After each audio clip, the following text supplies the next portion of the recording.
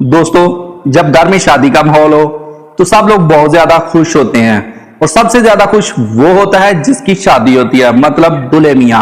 एक बार दिला दे।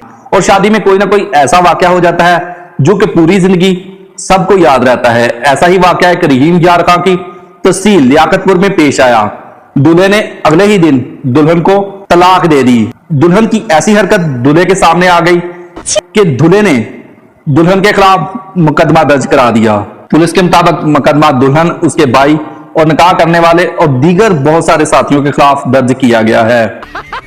दूल्हे ने कहा कि दुल्हन आंख की बीमारी का बहाना लगाकर मुझसे 5 लाख रुपए नकद और जेवर लेकर फरार हो गई है। मैं बहुत परेशान हूं, मेरी जमा पूंजी सारी वो लड़की लेकर भाग गई है।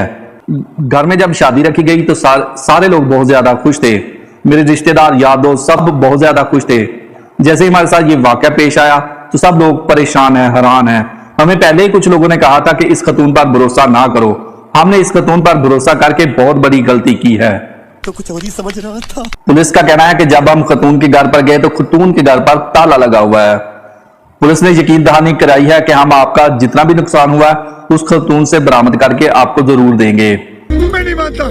पुलिस ने कहा कि आप इस तरह की औरतों पर यकीन करते ही क्यों हो जो कि 2 नंबरी का काम करती है और आपका सारा माल लेकर फरार हो जाती हैं। तू समझा?